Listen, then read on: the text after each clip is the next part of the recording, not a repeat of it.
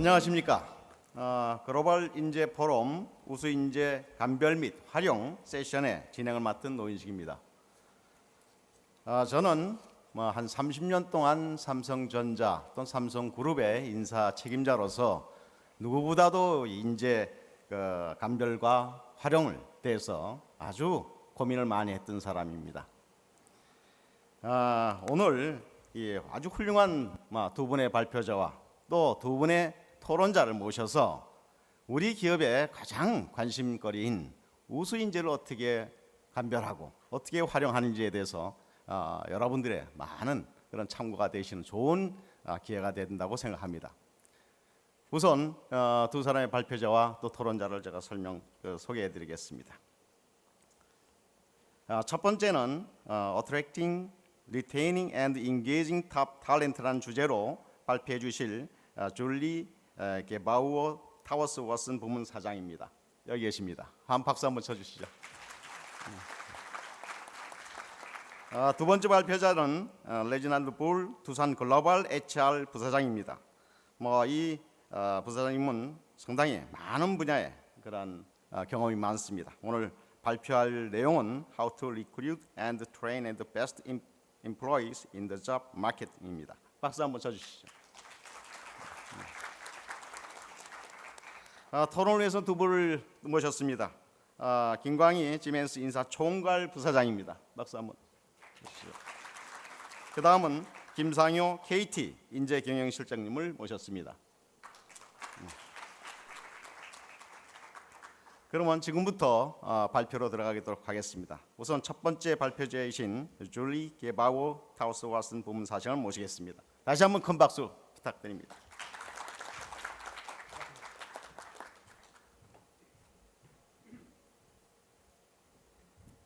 Good morning. It's a great pleasure to be here this morning to contribute to the conference on HR and to speak with you about a very important topic on attracting, retaining, and engaging talent. Now, I suppose it's not surprising that I call that topic very important because my business is built on that notion. However, I thought it would be useful to have that characterization validated. A recent survey done by the Conference Board of CEOs around the world places human capital and talent at the top of their priority list, listed as the top issue for them in 2013. Now, some of us might say that it's surprising that this is the first year that it has gotten there. In fact, I would say that because without human capital, without addressing the issues around people, organizations, I believe, are left with, without people, left with empty buildings and machines that don't yet turn themselves on. So human capital, I believe, has been an important issue. Talent has been an important issue, underlying other business issues that have been identified, other issues like innovation and operational excellence. Now, on the other hand, some people might actually be surprised that in this economic environment around the globe, that human capital has first come to the top of the list. So we actually, as Towers Watson, did some research to try to understand why it might be emerging to the top of the list now. Because think about today, in certain economies around the world, it would seem that addressing talent issues shouldn't be so hard. Unemployment in Spain today, youth unemployment in Spain today is near 60%. I believe the projections for the total number of unemployed humans on this planet by the end of this year is 197 million. So why is human capital so hard to deal with? And is it really that hard to deal with? Are CEOs potentially misplacing it at the top of their list? We surveyed over 1,600 business leaders and asked them how difficult it is today to attract and retain people. Not surprising, overall, only 30% of them, 31% of them, said that it's difficult or very difficult to attract people broadly today. And in fact, only 18% of them said that it's difficult to bring on board entry-level people. On the other hand, if you look at this slide, you look at the middle three categories. Organizations in every part of the world today are facing great challenges in hiring individuals that they believe have critical skills for their success. 72% of companies say it's difficult or very difficult to find and hire people with those skills. Other categories, people who they believe will be high potential, be future leaders in the organization, 60% of companies say it's difficult to find those people.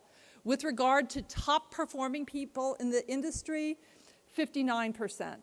So indeed, we're seeing that it is a challenging environment.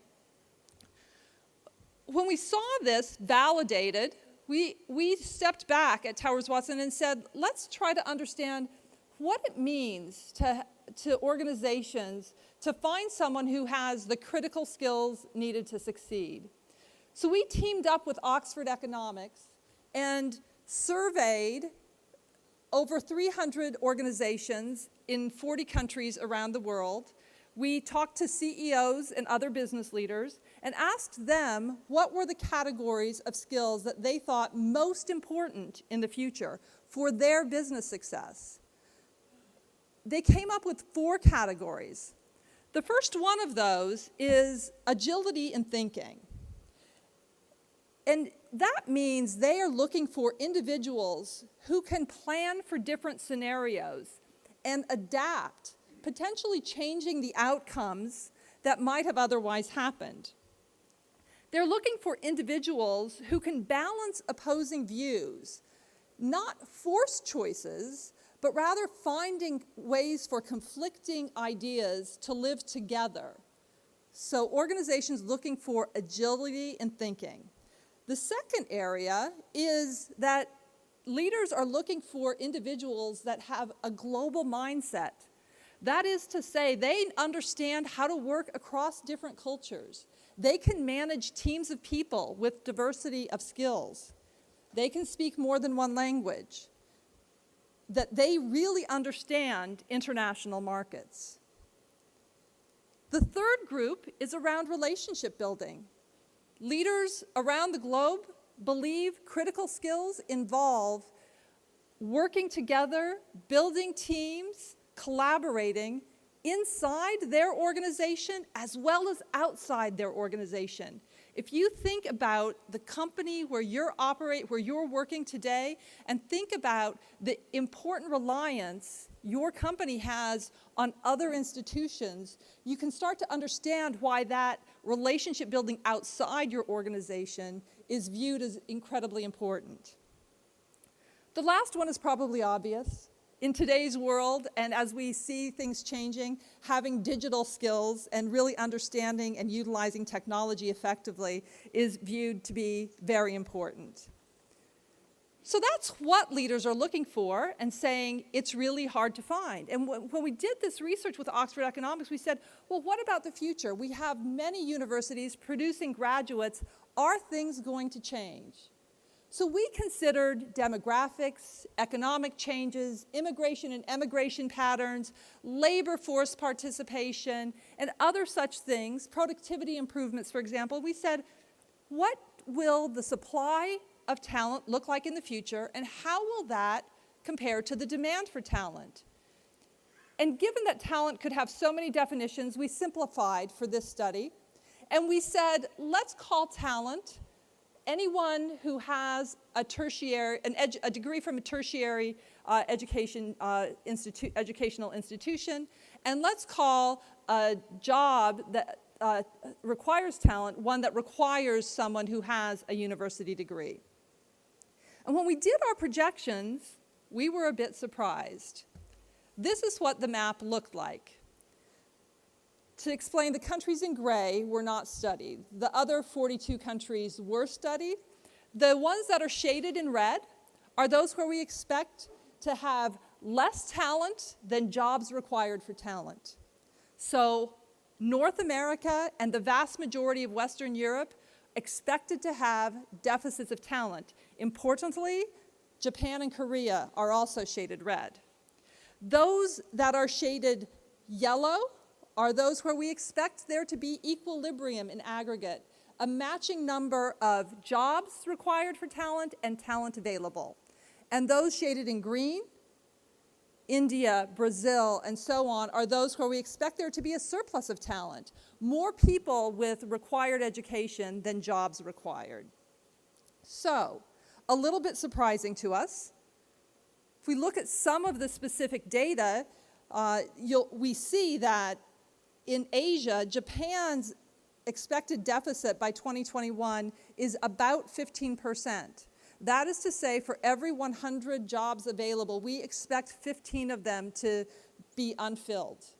In Korea, it's just over 9%, so about 1 in 10 jobs expected to be unfilled.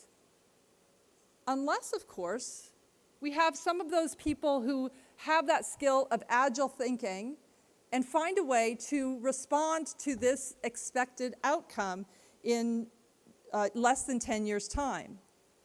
What are some of the things that leading companies are doing around the world today to think about how they can successfully thrive in a world where the talent map looks like with red,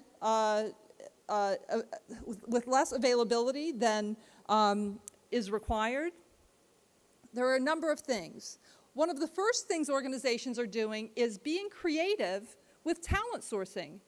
Who are they looking to hire, and can they find people that would otherwise not be counted in the workforce to get them to come to work in their organization? Think about people who would otherwise be retired. Using Korea as an example, life expectancy now is about 81 years, and the minimum retirement age is just moving up to 60. People between the ages of 60 and 81 may be very talented individuals, and perhaps those are some of the people who can fill the talent gap that may emerge in less than 10 years in Korea. Think also about, in some parts of the world, the highly educated women that traditionally stay at home to care for a family, even after they've received an incredible education. Those individuals might be good talent to target, to bring into the organization to fill those 1 in 10 jobs or those 15 in 100 jobs in Korea and Japan respectively that could not otherwise be filled. Other things that companies are doing right now are thinking about moving jobs to places where there will be surplus talent. Taking people who have not received a tertiary education and setting up training programs in their organization to build their skills to a level where they can fill the job. Rethinking how work is done, and then finally, defining an employee value proposition, or EVP, that allows the organization to win more than its fair share in the competitive talent war. What do I mean by EVP? It's not just about pay. Total rewards is at the center of an employee value proposition. The amount of financial reward an individual receives, the recognition benefits they get, the opportunity for career growth. But as well, in many parts of the world, organizations can present the deal to potential employees that also includes the purpose and values of the organization, that helps individuals understand what they will be a part of. For many people around the world, this is important. Another thing to surround those total rewards with is a grouping of things about the work that's being done, the experience that individuals will gain, the people on the team that they'll work with, the culture and the work environment. Organizations are painting this broad picture in a way that is appealing to individuals. Now, much like your companies get input from customers, when you think about the value proposition that you provide to your customers, you think about their needs and preferences, the best practices around the world today involve companies going out and hearing what employees and potential employees think are important in these categories. So our latest research, globally and by country, shows the top 3 things on this page that individuals say get them to join a company and keep them there. Globally, the first thing that people consider is having competitive base salary. But right behind that is job security. And that is not necessarily a promise or a guarantee of employment for life, but underneath job security is an organization that has a very prospective future, that has a stable operations. The third thing that individuals are looking for is career advancement. Do I see the opportunity to move ahead, to continue to grow and develop in this potential organization? If those 3 things are viewed positively, there's a much greater chance that the individual will take a job at that organization. You can see across the page how that changes country by country. Here in Korea, job security and base pay are number 1 and 2, but also where the job is located is incredibly important to people here in Korea. Training and development comes to the top of to the top 3 in China. These are different than the things listed on the bottom of the page, which show the things that keep people at a company. Not completely different, but you can see globally, competitive base pay, the opportunity to advance are important, but also the relationship an individual has with his or her boss, very important. And think about the preparation that is provided to people who are in those important roles as frontline managers. Are they sufficient to ensure that they will retain the people, the talent that is so needed? It's interesting to look at a few of the factors in Korea as well and other places. Limited work stress is an important issue.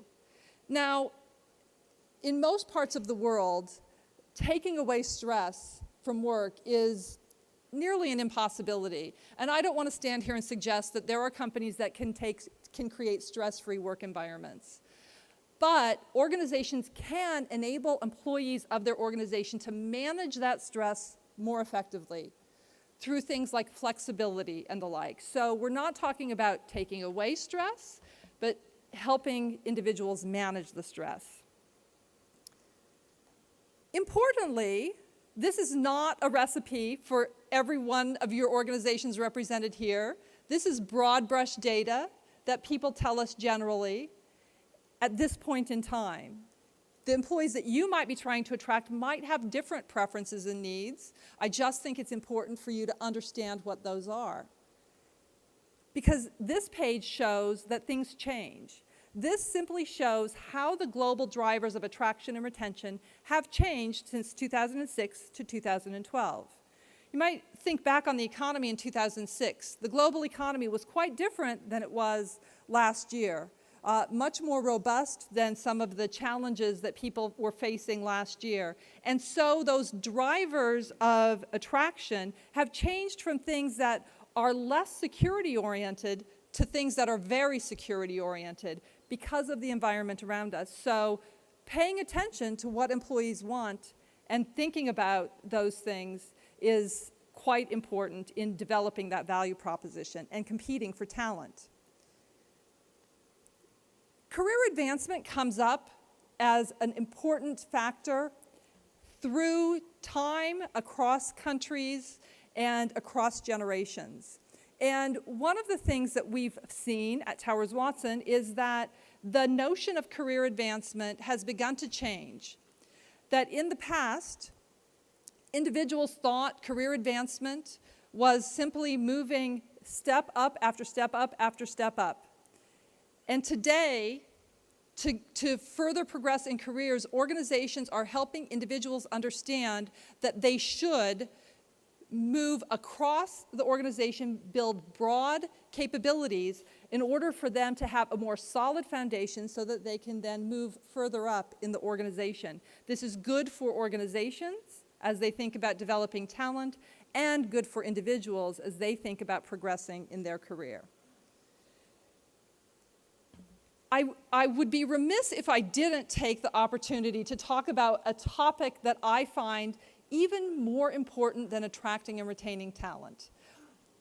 You might say, what could that be?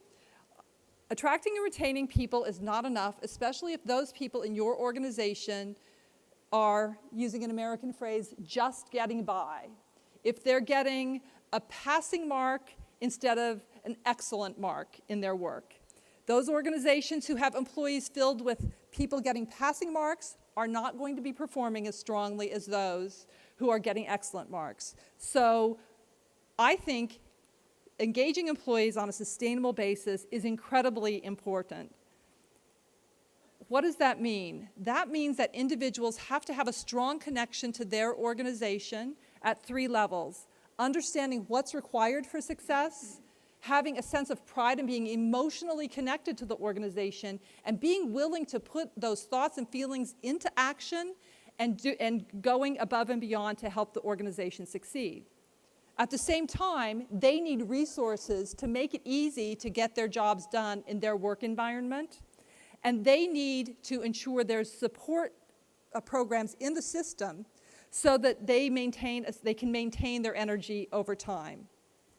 To me, this is an incredibly important business issue, not a soft HR issue. Why?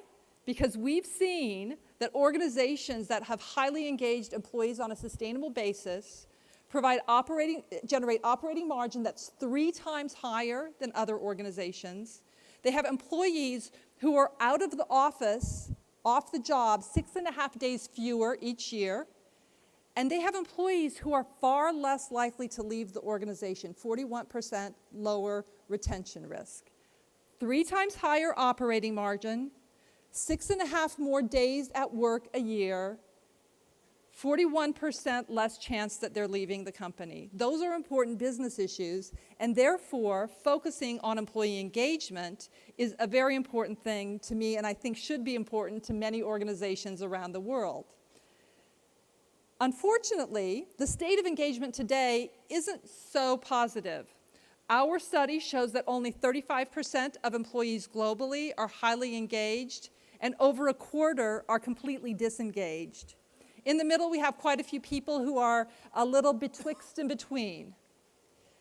These numbers vary country by country around the world, but in no instance do we have far more than 50% of employees who are engaged. So there is opportunity for higher engagement in every country around the world. And as I've said many times to many audiences, really good news around this is not this group of numbers, but is the fact that employees are not born highly engaged. Engaged employees are made. It's the outcome of being at the right organization and having an organization do the right things to generate that discretionary effort for individuals. The top 5 things that drive employee engagement are leadership, the ability to manage stress and maintain balance in work, having aligned goals and objectives between the organization and the individual, having a good boss, and having a strong image, a corporate image as a good corporate citizen, but as well as a great place to work. When we survey employees on these topics, we see there's opportunity for improvement. Only 48% of people around the world have confidence in their senior leaders. 45% believe leaders care about employee well-being, and only 39% believe that leaders are doing a good job developing talent. There are quite a few things that companies can do to improve those things. What about stress? Only 49% of people agree that there are enough people on their teams to get the jobs done. That leaves 51% who might be worried and have feeling stress around the reverse of that. 45% believe they can have a healthy work-life balance. What can companies do about this? As I said, the pressure on the job probably won't go away. Giving people flexibility, empowering them under the constraints of the organization, putting in programs that help them maintain a healthy lifestyle, and making sure there are enough people in the organization to do the job are a few things that can be done here. What about alignment of goals? Few better scores here, 63%, leaving 37% in the reverse, but 63% understand company business goals. 55% understand what's being done to achieve those. There's opportunity to get people on board, nearing half the organization who aren't on board with the goals and maybe walking in this direction when you need them to be walking in that direction. So opportunity for alignment through communication and connecting individual performance management to the broader goals of the organization. What about frontline managers? Less than 50% say their managers coach them effectively for improvement. Less than 50% say their manager has enough time to deal with people issues. This is an area where we're seeing more and more organizations focusing on training for managers so that they can do these things that are so important in managing talent and engaging employees. And then finally, a strong organizational image. Reflecting back to that point about what's a value proposition for employees, reflecting the mission, vision, values that you are trying to establish, communicating the code of conduct and values of the organization, and ensuring that performance is about what and how. All of this to say we're living in very exciting times, and there are some answers to address the challenges around attracting, retaining, and engaging talent in today's job market. Thank you very much for listening.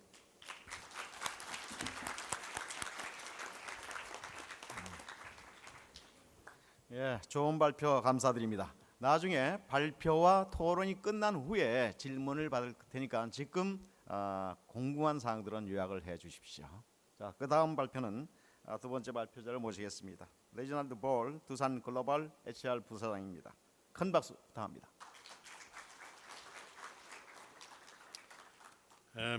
Thank you very much, Moderator Rowe. Good morning, Seoul, 안녕하세요. I'm going to try to do this in 20 minutes to leave as much time as possible for my colleagues to make a contribution, to have questions from the floor from you.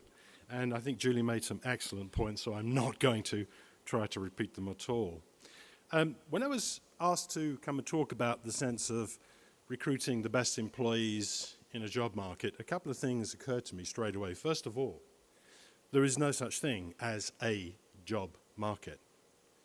The world is full of, I'm going to say, millions, perhaps even billions of multiple job markets. And an example I would give is we have a business in Suzhou in China. And if you know Suzhou in China, the job market changes road by road. We estimated around 50 job markets in a 1 kilometer square place in Suzhou. Yet in North Dakota, in Fargo, in North America, we have one job market where people will join an organization and expect to stay there for 30 years. In Suzhou, the average time in an organization is less than 3 years. There is no such thing as a global job market. I think it's an illusion really perpetrated by Harvard and INSEAD and IMD and the multinational companies that the vast majority of people live in a global market. The vast majority of people don't. 97% of people live within 7 kilometers of their work. Now, of course, in New York or Seoul or London, 7 kilometers is a long way to embrace other markets. But the general point is that the job market doesn't exist. It is an illusion, not homogeneous, not predictable, and certainly not static. The second thing I asked myself is, what exactly is the right candidate for a role? Because I'm an HR professional of 30 years now, and I know a lot about role specifications, person specifications, structured interviews, psychometric tests. We all do. We try our best to find the right candidates, but then something quite interesting happens. I've always wondered, why is it that someone who's very successful in my business, who can then go to another business, ends up as a failure, or vice versa? Or internally, why is it that a really great candidate or a really great person can do so well and then change his or her boss and then suddenly they're no longer a hypo? Something happens in the dynamic of an organization which impacts upon what a right person really is. So not only is it the markets that are not static, But frankly, the independent variable for individuals is about circumstances and absolutely most definitely time. We all like to think that we're recruiting a Brad Pitt when we look at the baby picture, but the reality is that time will change those things accordingly. And so really, most recruitment, if we're really honest as HR people, is something of a blind date, which I appreciate in the Korean environment is understood. And it's getting worse because I think most of you who have been to university and done business studies will recognize the product life cycle. And, you know, we talk about how that changes. So the can opener on the left has a product life cycle which hasn't really changed for many, many years. But we know from mobile phones that it changes enormously. I mean, look at this mobile phone, which a few years ago was considered to be state-of-the-art, and now most of you would not give it house room. We know that the product life cycle is squeezing. But the truth also is that the contributor life cycle of individuals is also squeezing. So this elderly Korean gentleman on the left, one of the architects of the miracle on the hand, had a 30 or 40-year career where certainly he went through great change, but actually there was some predictability in that change. Looking through the bright lights at some of the youth in the audience today, your product life cycle, your own contributor life cycle, is much more squeezed than it was from your mothers and the fathers. The contributions you can make on your current level of skill are much smaller and much less durable when it comes to consider the issue and variable of time. Now, I guess you could say, well, Reg, if you're telling us that the markets are changing and are unpredictable, and the skill sets of individuals and the requirement for business is unpredictable, how do we do any strategic planning? And I've used here one of the famous quotations from Alice in Wonderland, where Alice says to the cat, "Would you please tell me which way I ought to go from here?" And the cat says, "Well, that really depends upon where you want to get to." And Alice says, "Well, I really don't care where I end up." And then the cat says, "Well, it doesn't really make any difference which way you go." I'm not saying it doesn't make any difference which way we go. What I'm saying is that we need to think about talent increasingly so, more like the Russian doll analysis. I'm not so interested in the big Russian doll, what people are like today. When I'm interviewing, I'm really thinking, what are they going to be like 5, 10, 15, 20 years' time? The doll inside the doll. Because I know that the market and the place that they will work in will change, and they have to change accordingly. So again, if I was thinking of a metaphor, the right talent suggests it's a little bit like a plug at the top, and that plug will fit into every socket. But the truth is that is not the case now and certainly into the future. What we much more require is a plug with much greater adaptability. For me, the right people today are those who have these particular skills and mindsets. They're much more adaptable than perhaps candidates were in the past. They're able to reinvent themselves. That's a very easy English word to say, reinvention. It's a very difficult thing for us to do as human beings. We spend most of our life trying to create who we are today, and we get to a point of, we think, certain perfection. And then someone comes along and says, you have to reinvent yourself. And oh my goodness, the energy and the stress that that creates. But the fact is, we are going to have to reinvent ourselves more and more into the future. And I know you can read this faster than I can speak. Second from the bottom, we want candidates who are much more demanding of their employer. I think we talk a lot about how the environment, how customers, how consumers impact upon an organization and make us better than we are. But we very rarely talk about the fact that our employees can also make them better than we are. Employees who are always challenging, why can't you? Can we? Can we? And so the two come together to create a happy relationship to generate a greater change in organization. And that is what we want for our employees in the future, to make the right candidate. And we want candidates, above all, who are self-aware of who they are. And I'll refer to that in a second. I think I've got quite a lot of HR professionals in the room, and many of you will recognize the Dave Ulrich competencies model. If you go back and read HR competencies and look particular at culture and change steward, strategy architect, and credible activist, you will say that in our own function, Ulrich has been telling us for some time that we have to embrace a number of the points that I alluded to in my last slide. So this is not just about business. We can find it within our own function as well. I really don't want to say too much about Doosan. We really don't have time. But the question is, am I just saying this to you because I'm at a conference, or are we trying to do something about it? So in Doosan, one of the things that we do try to pride ourselves on is something we have in concrete outside of our office near Duta, which is the unique devotion to the cultivation of our people. And we start by thinking not just about training programs and what people should be doing, but we ask some bigger questions of people, which is really, you know, who do you want to be? Not now, but in the future. And for my American colleagues, we often talk about the Robert Frost poem of Which Road You Wish to Choose. But I found this poem from a Korean poet, Do Hyun-an, and I'll read the English. And it says, if we start choosing the easy path, then our young ones will try to take only the easy paths. And they will soon become used to it. However, if we swim against waterfalls, will we not pass on the pain and joy of the moment when we made the jump to our offspring to be born later on? Now, if you think this is a philosophical slide, it is not. It is a slide that says, how do we want to think about the development of our people to ensure that we have the best chance to create that multiple plug that I alluded to earlier? Because of time, I'll just move through these slides because I just want to take a few minutes on the next two slides. I have to start with an apology.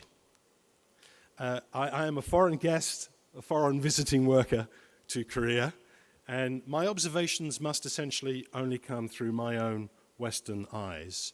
And perhaps I've got it wrong, so I apologize to you now if I've got this wrong, and I'd be very happy to hear the questions and challenges from you on the floor. But these are my observations of Korea, and I have lived and worked in China for 6 years, and the Netherlands for 6 years, and the States for 2 years, and had responsibility for Africa and Latin America. So I'm really using my global radar and looking at Korea. And these are things I would like to share with you about the future of Korean talent and the Korean market for conversational purposes. The first thing is, typically still in Korea, although there have been changes, many people seem, for the purposes of job security, to want to join, for instance, a chaebol organization and perhaps stay there for 30 or 35 years. But do you know that the average length of time in Europe that people stay in an organization is 4.6 years? That means, assuming that they retire at the same age as you, that most of these guys and girls are going to get 8 businesses under their belt before they leave. It has a major impact upon the market. It has a major impact upon the qualities and applications of the people concerned. Where will the Korean market be in the future? Second thing, and we were talking about this before we came down here, in Korea, the average age, we think, of someone receiving their first executive position, so sajang position, someone position, is about 50, 49 or 50. But do you know that in the West, the average age of becoming a vice president is around 35 to 38? So my question is, where is that missing decade in Korea? What are these people doing? And will they, in the future, be willing to wait an extra 10 years before they receive the just desert from their energies? The second thing is this issue of loyalty versus commitment. Quite often I'm in Korea, people will say to me after some soju, well, you Westerners, you don't have any loyalty to your organizations. I think it's true that Western people have less loyalty to the organization they're working with. But I think they often compensate with this other English word of commitment. I'm here for 4.6 years, and by gosh, you're going to get 4.6 years of work out of me, and you're really going to get challenge and input and a dynamic contribution, because I know I'm not here very long, and then I'm going to move on. And I think somewhere within the Korean dynamic, there is this issue of what do you get from loyalty, but actually, what do you lose some other aspects of commitment? Just an opinion. The title-based system, or the seniority system, you know there are only 2 countries in the world now that use that system, Japan and Korea. Every other country in the world has moved or is moving to position management systems. If you're an HR professional, you should already know the massive difference this has upon the job market and the individuals and the right talent within it. I have a sense that in the next 10 or 15 years, Korea will move more to job management, position management, and we better be aware of the tsunami of change that that will bring within our markets and the way that candidates will react to it. Final point on this slide, we are familiar with the Confucian mode of culture, but I wonder a little bit, if you accept my point about the product life cycle and the contribution life cycle diminishing, how much longer will older people in environments like Korea be able to command the respect, the teacher respect, that perhaps they have done in the past? And how is Korea going to handle the generational handover from the people who created the miracle on the hand to a younger group of people going future? Again, a big impact upon the market. My final slide, if we start at the bottom, Korea has some great global businesses and hopes to have more in the future. But I have to tell you that in the global world, when people like myself and other people talk, when we ask which nationalities travel best around the world, so which nationalities can move to other countries to make a great contribution, Koreans tend to be in the lowest quartile of people who can move and contribute effectively globally around the world. This is just a fact. And one of the challenges that I think Korean organizations will have is, look, if this is a fact, what is the reason for it? And what do we want to do to it in terms of increasing the adaptability of people to live and work in a global environment? The yellow bar is just another fact.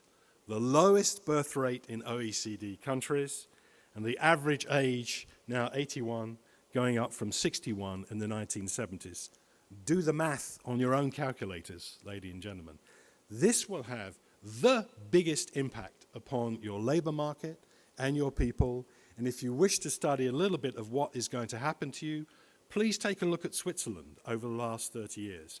I appreciate Switzerland is not as large and Korea has a different dynamic, but their population profile is almost exactly the same now. Yours is exactly the same now as theirs was 20 to 30 years ago. My final point, for those of you who know about Geert Hofstede, is that Hofstede is one of the greatest evaluators of national culture and the way that people work. And Hofstede has evaluated every nationality in the world against 5 criteria. And one of those is called uncertainty avoidance. South Korea, in the Hofstede scale, has one of the most uncertainty-avoiding profiles of any other country in the world. Yes, I do believe it is changing, but this latest research is only 18 months out of date. And the key point that Hofstede makes is that change in the individual is much more important than change at an organizational level. Some of you may be looking at this chart saying, well, Reg, how would you explain Samsung? How would you explain LG? How would you explain Hyundai if this was the case? My point is not about the ability of leaders to generate change in their organization, a slavish-like change, a change which has to be done because of the instruction to do so, but much more about the individual requirement to change and people's willingness to do so. So in my 15 to 18 minutes, a few points for us to consider there. In summary, no such thing as an individual job market, and also no such thing as the right candidate at any point in time. Us and our challenge as HR people is to consider what the right candidate will be for the next 20 to 25 years. Thank you very much.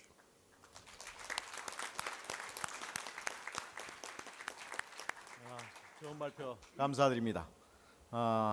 급변하는 이 변화 속에서 우수 인재를 얼마만큼 참 찾기가 힘들고 어떻게 유지하기가 힘든가를 아주 세세히 설명드렸습니다. 다시 한번 감사드립니다.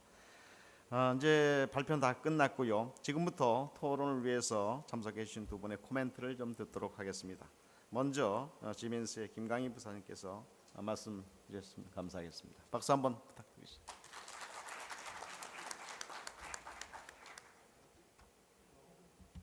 마이크. Thank you for your good presentation. My role is HR in a global company, most of your topic is quite interesting for me. I'd like to highlight only two points from Bowles and Jilly. So I'd like to start with Jilly. May I see your presentation number 6, page 6? 페이지 어떻게 보나요? 페이지 6 좀 볼 수 있나요? 페이지를 좀 프레젠테이션 머티리얼 중에 6페이지 좀 진리가 하셨던 거.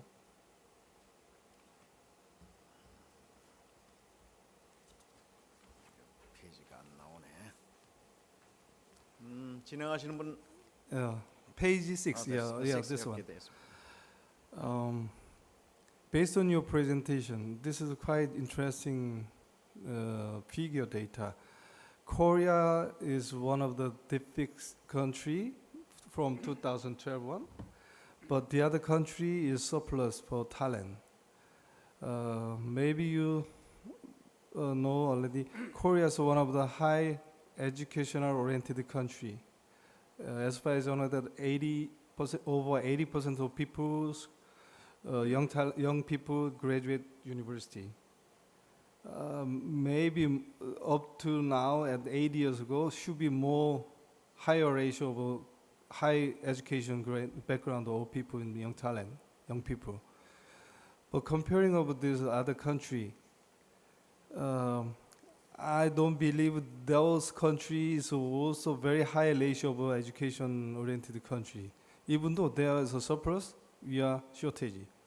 What is relation is very curious. Therefore, I would interest in your opinion. What is not problem? What is the relation of this situation? So part of this is really the demographic issues that Reg described. In Korea, your population is not growing rapidly. Your education system is mature. So as your economy grows, your population is stable and you end up with more jobs than people, assuming that these projections assume that there's no change in the percentage of graduates that you produce every year. On the other hand, if you look at India at the top of the other side, their education system is not mature. I don't have the specific data and the percentage of young people who graduate from university, but it's far less than 80%. There's much opportunity for growth. Their population is growing. Their economy is also growing, but the improvement in those other factors, education and pure supply of people, that gives them a surplus. This is a purely mathematical exercise. It's not a qualitative exercise about the quality of the individuals. This says people who are educated in university. So there's more room for improvement and growth in the countries on the right than some of the stable countries on the left, where we continue to expect economic growth, but the population growth may not follow. That means like such a Korea country like that group should be more developed rather than the other group. Therefore, we are looking for talent continues. Is that my interpretation is correct? Yes, and looking for potentially other sources of talent to address the economic growth that we expect these countries to continue to see. This is a good sign for young people, right? If they are well developed, well preparing, this is a good chance to become a good talent. I think it's a very good sign, yes. All right. Okay. Do you have any different opinion? All right. 좋은 토론 감사합니다. 그럼 다음에는 또 마저 우리 토론 한번 해주시죠. Yeah. Julie and Rex presented us the macro perspective on recruitments and retentions, and but my comments would be kinds of micro levels. To maximize competitive advantage, the company must choose the recruitment strategy that produces the best pool of candidates, timely and cost efficiently. Therefore, the recruitment strategy has at least 4 goals, such as achieving cost efficiency, attracting highly qualified candidates, helping ensure the individuals who are hired will stay with the company for long term, and finally, helping a company create a more diverse workforce in terms of sex, especially in Korea, and other criteria. When we talk about the recruitment, we used to focus on external recruitments only. But in reality, internal recruitment, such as internal promotion or transfer, is also available. So when company needs to hire personnel, there are various ways, but basically it must be decided whether to recruit internally or externally. An organization might be divided into 4 layers, such as entry level, and the first line supervisor level, and managerial level, and executive or director levels. We may develop a different recruitment strategy for each levels. I'm not so sure it can be applied to all organizations. However, generally speaking, for the entry levels, definitely external recruitments might be appropriate. But for the vacancy of the first line supervisor level, internal recruitment through internal posting might be more practical. This will be a promotion opportunities given to their current employee, and job openings can be filled more quickly, and internal candidates are more familiar with organizational policy and procedures, and thus require relatively less orientation and training effort as well. For the vacancy of the managerial level, especially in the perspective of technology-oriented company, such as telecom or IT, etc., external recruitment might help the company gain competitive advantage in the market, because outsider help the company exposed to new idea and new innovations more quickly. For the vacancy of executive or director levels, we can see mixed recruitment strategy become very common practice even in Korea. However, this kind of decision making should be different based upon organizations' specific internal business needs as well as external business environments. After recruitment, selection, and placement, retention is also HR functions' big issue. Upon the recent statistics released by the Labor Department in January 2012, the employee turnover rate of a university graduate after 4 years employment was around 60%. It's so amazing. 60% of newly hired employees leave the company just during the 4 years. However, as you can see, this number is contaminated, because it represents all industries' record regardless of organization size. Normally, small and medium-sized companies' employment rate is much higher than that of large-scale or big conglomerates. The employee turnover rate is negatively correlated with the size of the organizations. Upon these statistics, in case of the organization with more than 1,000 employees, they recorded around 28% after 4 years employment. But still, it must be a big issue. Now, returning to some other subjects. I'm working for KT.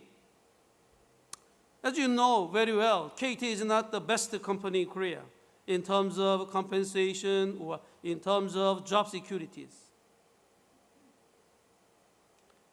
We are not so competitive in the labor market, especially in the cash compensation. And furthermore, we experienced large scale of restructuring, around 5,000 employees layoff at a time, every 4 to 5 years. A long time ago, the KT's total employee was almost 100,000 employees. But nowadays, our total employees in Korea is around 32,000 employees only. So in terms of the cash compensation, in terms of job security, we are not the best companies. However, quite surprisingly, our employee turnover rate of a university graduate after 4 years is less than 5%. Less than 5%. As long as I know, it is a much better result than any other top-class companies in Korea. I'm very much proud as HR manager because it is a real output, HR function shows up. But I have to admit that it just happens.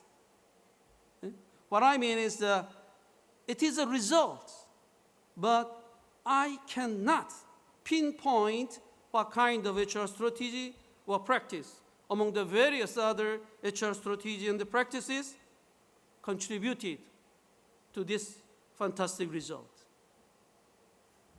By the way, I'm confident that recruitments and retentions are very important subject of HR functions.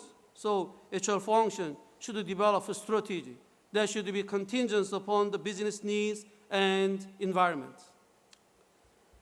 Julie and Rex, my question is, you presented us the retention strategy by country and by economic environment, especially Julie's presentation. And do you think it is possible for a company to develop retention strategy based upon specific environments or situation? And if it is possible, what kind of internal and external factor should be considered for retention strategies?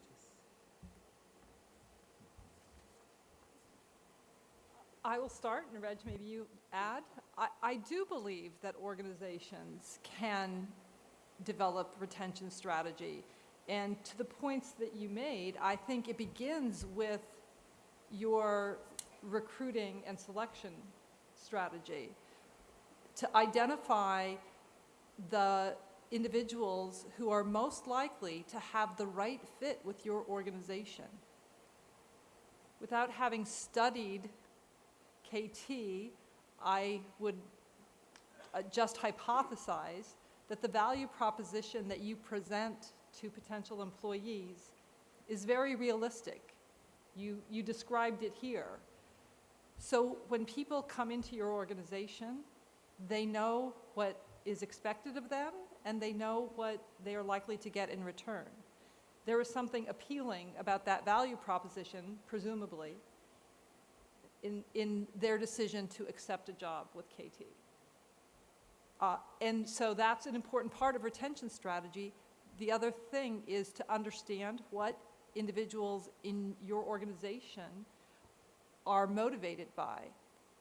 As I mentioned in my prepared comments, career advancement and development are two things that we see time and again as important to individuals. So if you have a policy that focuses on internal hiring promotions rather than bringing in people from outside, it's likely that individuals who come into KT see a path for career advancement and development that encourages them to stay. So those are some things that I would observe, not knowing many details, but suggesting that you might be able to pinpoint some things that you did very well to achieve that lower, much lower than average turnover rate. Yes, of course, I do agree that we can have retention strategies, and I also agree there is no such thing as a single strategy. No organization can afford to have one strategy. You have to really adjust accordingly, depending upon the individuals and circumstances. I think there are some common elements. Julie mentioned in the presentation that base pay, of course, is a point. I think the clue here is the word base. It's a base pay. It has to be right. You need to be able to pay the bills, plan a bit for the future, but it's base pay. I'm not even sure, to be honest, that bonuses are really that important. I think if they're really large bonuses, it might impact upon behavior, but modest bonuses sometimes I think are almost about the psychological contract that the business has with the individual, that you will respect me and pay me something for the exceptional service I've contributed. The three areas I'm particularly interested in from a retention strategy. One is providing people with challenging work. As I look around the room, my guess is that most of this audience have graduated from Korean universities, over 80% as I understand it. And you know, today is the day of the great high school examinations and a lot of nervous parents and kids around today. Why did you bother? Why did you work so hard? Why did you make all that sacrifice? Certainly not to work for a business that disrespected you by giving you easy work that you can sort. You want, I think, challenging work from your organization that helps you to be the best that you want to be. That's one aspect of retention strategy. The second one is a sense of the future. I don't necessarily mean promotion. A sense of, why should I stick around? What does it mean for me in the future? Maybe I will be at Bujang for the rest of my life, but what does that mean? Am I dead in the water? Is there something else that the future can offer to me? And I think that's a key part of retention. And the third one is a good boss. I find that the climate in an organization and the microclimate of department can move like a summer and winter temperature, contingent upon the climate which is set by the boss. A good boss will always have some of the highest retention over those who are modest or not so good. May I add something? I agree for both.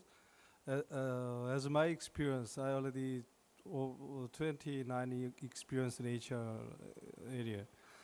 When people leaving this organization, majority reason is became a relation with their team, their boss. Most of the critical decisions have done by relation with their direct report supervisor or something. What is this meaning for our HR? HR should conduct some more communication to very systematic and very direct communication and open communication to their group. This is our guidance. As my experience in all HR, people living not only money or career. Therefore, Bull already mentioned, good mood, good boss is at least some contribution for more retention ratio. This is my experience.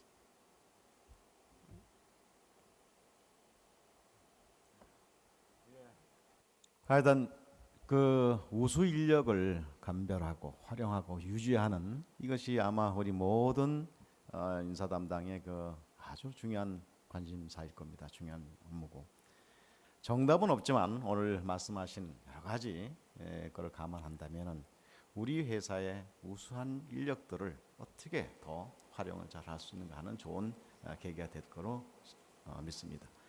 시간 관계상 더 많은 질문과 토론이 있으면 좋겠지만은 몇 분만 해서 질문을 받도록 하겠습니다. 질문하실 때는 반드시 발표자를 누구 발표자에 대해서 질문한다고 좀 해주시죠.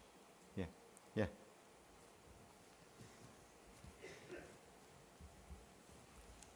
마이크 좀 갖다 주세요.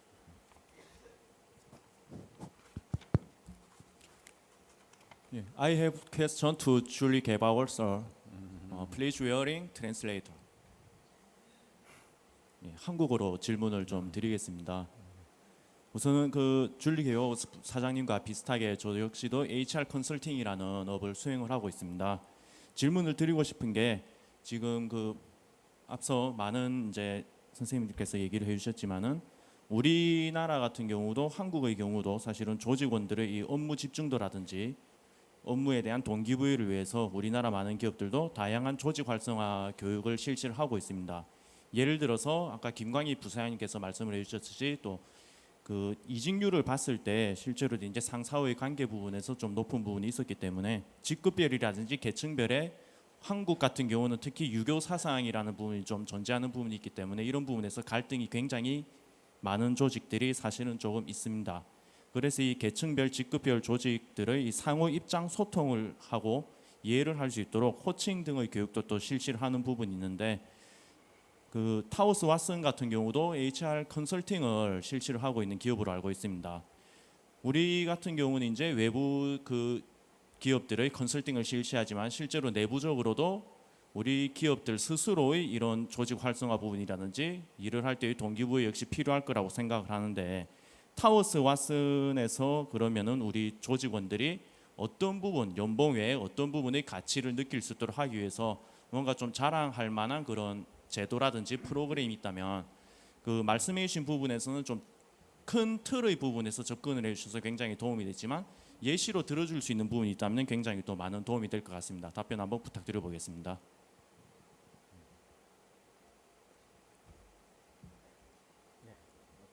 May I ask just a clarification? Would you like me to comment on what we're doing for organizations outside Towers Watson or within our own organization?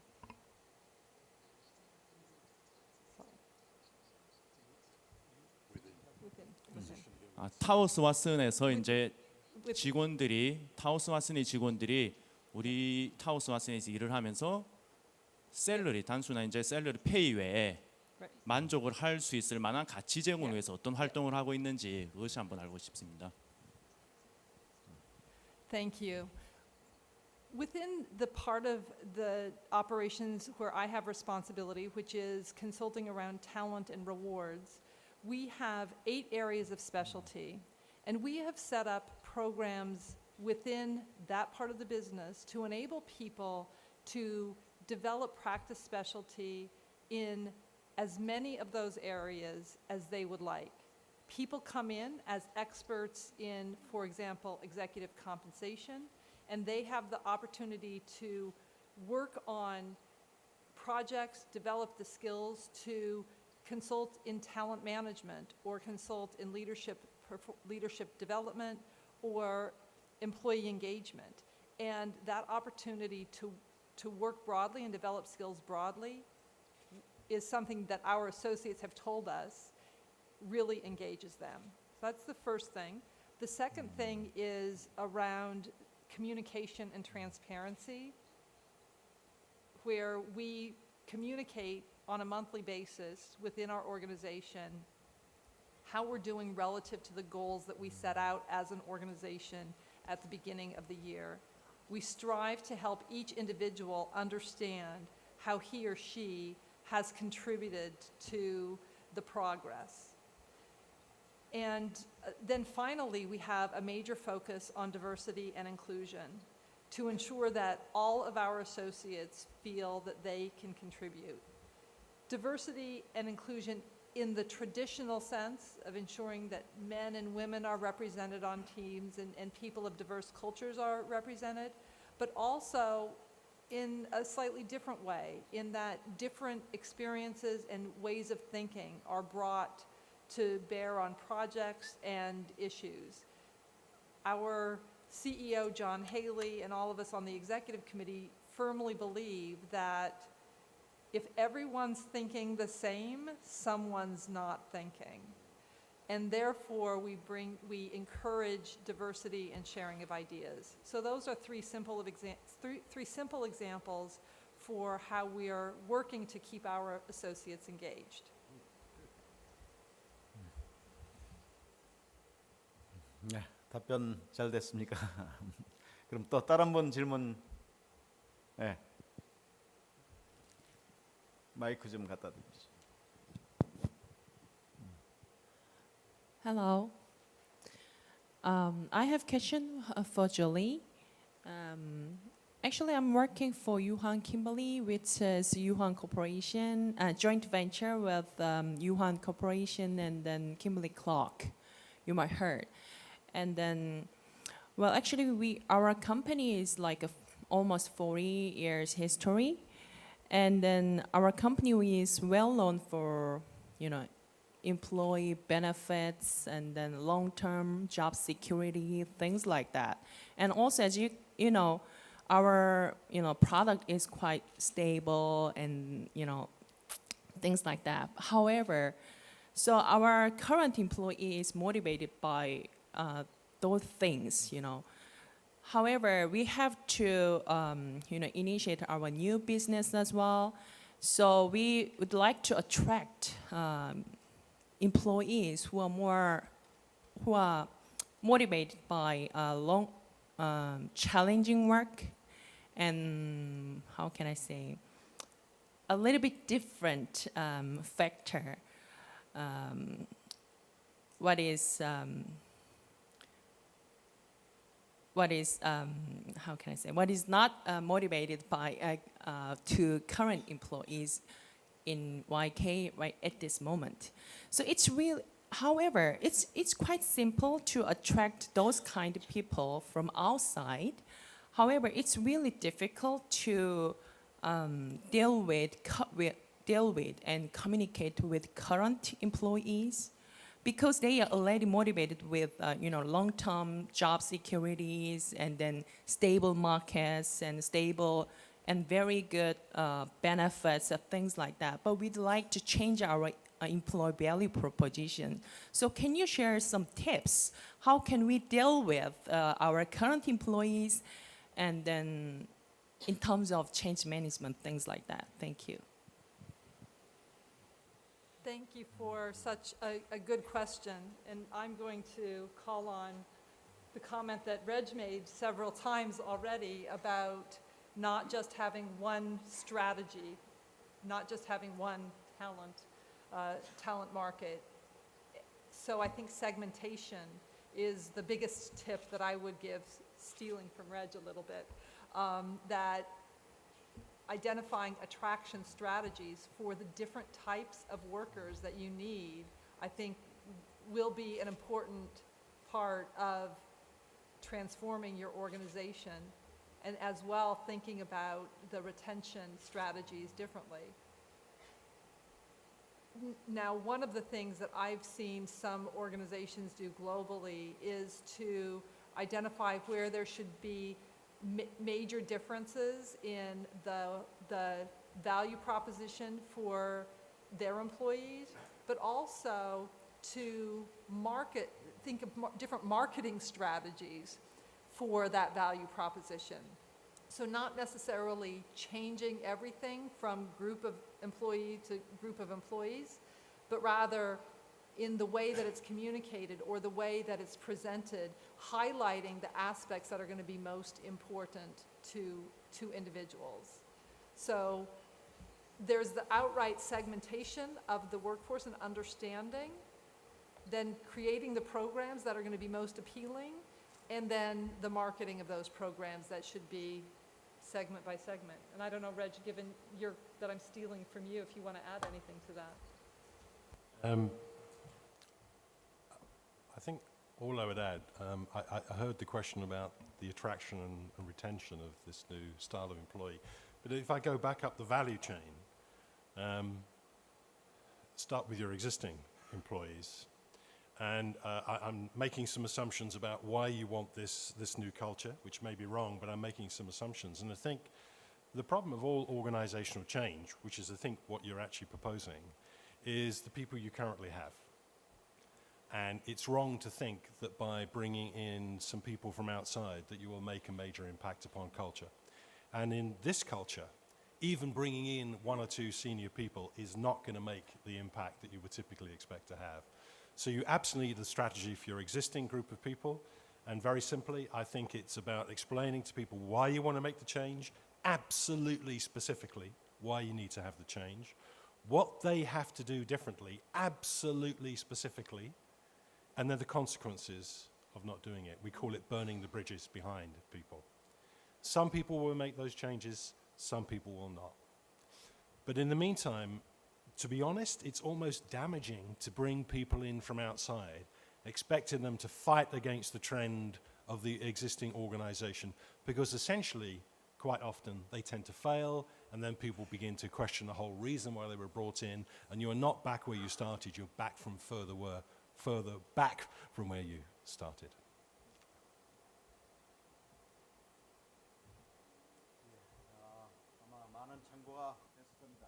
많은 질문이 있겠지만 한 분만 더 질문 받도록 하겠습니다. 예, 저 아까부터 일어나셔서 하시는데 좀 전달 좀 해주시죠.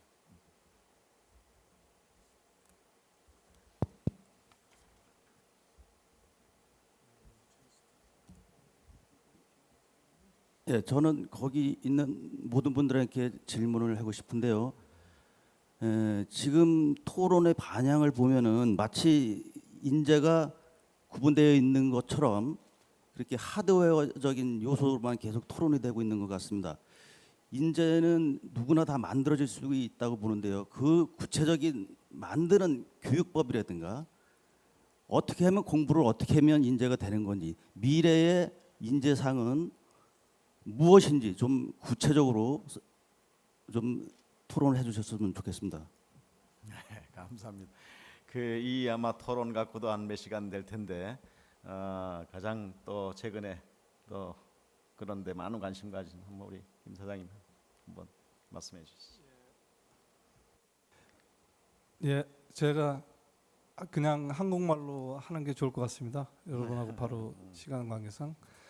인재는 말씀대로 디벨롭도 됩니다. 한데 과연 인재가 각 회사마다 그리고 각 나라마다 다 틀린 기준이잖아요.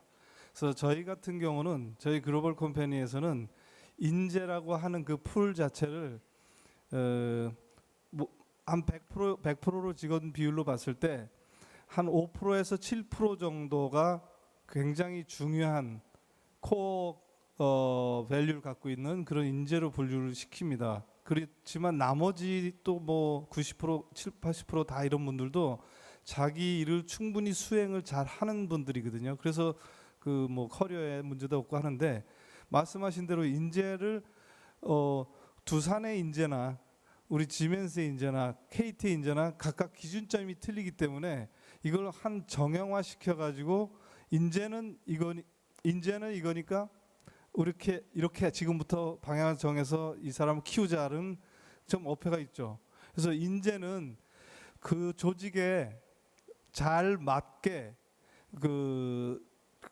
잡부터 잘 어사인 돼 가지고 그 사람이 100%, 120% 더 그 이상을 효과적으로 해낼 수 있는 그런 환경을 만들어줘야 된다고 생각하거든요. 마지막으로 제가 더 간단히 시간 관계상 간단히 말씀드리는데 인재는 기준점을 어디다 두느냐에 따라서 많은 차이가 있을 것 같아요.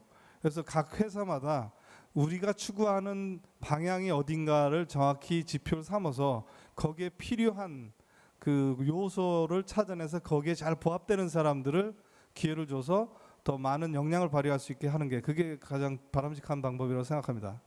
우리 또 KT에서 실제로 어떻게 하는지 한번 구체적으로 내용이 아마 궁금하신 것 같은데 뭐 비밀이 아니라면 한두 가지라도 좀 공개를 해줬으면 감사하겠습니다. 예, 글쎄요, 그 인재를 만드는 법, 또 미래의 인재상이 뭐냐에 대한 질문인데요. 이것도 굉장히 사실 브로드한 건데 오늘 그 많이 나왔던 얘기 중에 하나가 이제 커리어 디벨롭먼트 혹은 커리어 어드밴스먼트에 관한 얘기가 많이 있었습니다. 근데 통상 우리가 이제 이 커리어 디벨롭먼트나 커리어 어드밴스먼트라는 거에 대해서 이야기할 때에 보면 사람들이 어디에다 포커싱 하느냐면 나는 여기 신입사원으로 들어왔는데 내가 언제 과장되고 부장되고 이사 됩니까? 하는 이 프로모셔널 레더에 대해서 이 포커싱하는 경우들이 많이 있는 것 같아요. 그거는 definitely 커리어 디벨롭먼트 프로그램하고는 전혀 관계가 없는 거다. 저는 우선 그렇게 말씀을 드리고 싶습니다. 그러면 회사가 직원들에게 어떻게 커리어 디벨롭먼트 플랜을 보여줄 수 있느냐, 어떤 비전을 보여줄 수 있느냐 하는 거는 그러니까 저희 회사 같은 경우는 전체 직무를 16개 직군 85개 직무로 분류해 놨습니다. 그리고 85개 직무 각각별로 본인들이 어떠한 역량을 디벨롭먼트 해야 자기가 그 잡에서 가장 마스터 레벨까지 될 수 있느냐 하는 그런 역량 디벨롭먼트 맵을 만들어 놓은 게 있습니다. 그건 누구나 직원들이 다 그거를 알 수 있고 또 각 역량 컴피턴시마다 자기가 거기에서 어느 정도 스테이터스인지를 알 수 있게 해놨습니다. 그래서 자기 스스로 자기 현재 잡에서 자기가 컴피턴시 이 레벨에서 몇 점 정도가 된다라는 것을 계산할 수 있게끔 해놨습니다. 물론 이 계산은 저희가 이제 컴퓨터로 해놨는데 조금 뭐 정교하진 않지만 아주 뭐 그렇게 프리사이즈하게 정확하진 않지만 그래도 러플리 맞을 수가 있어요. 그렇게 해줌으로써 직원들 스스로가 아하 내가 과연 여기에서 내가 무슨 뭐 클라우드 컴퓨팅 엔지니어링의 전문가가 되려면 무엇을 내가 디벨롭먼트 해야겠구나라는 걸 알게 하는 것. 그렇게 함으로써 바로 자기가 그런 그 컴피턴시 레벨을 향상시키면 자기에게 어떤 그 잡 오퍼튜니티가 온다는 것을 알게 하는 거. 제가 보기에 그게 저는 그냥 뭐 실무적인 입장에서 그게 아마 올바른 어프로치가 아닐까 저는 이렇게 생각을 합니다. 예, 시간 관계상 이걸로 마치고요. 사실 이 다 환경이 다르고 또 변하는 속도가 빠르기 때문에 어떤 게 우수 인재냐, 또 어떤 사람을 어떻게 할 거냐는 상 어려울 겁니다. 그러나 큰 방향에서 지금 이 두 분을 모신 것도 구체적인 것보다는 큰 방향만 제시하고 또 각사마다 또 다르기 때문에 그걸 응용할 수 있는 그런 기회를 제공했습니다. 뭐 더 궁금한 게 있으면은 개별적으로 한번 또 제기도 해주시고 또 이메일로 다 하시면 아마 흔쾌히 답을 해주실 겁니다. 하여튼 오늘 발표 또 토론 하여튼 감사합니다. 여러분들 회사에 정말 좋은 인재를 육성하고 또 활용하실 수 있도록 한 계기를 갖게 돼서 감사합니다. 감사합니다. 오늘 이거 마치겠습니다.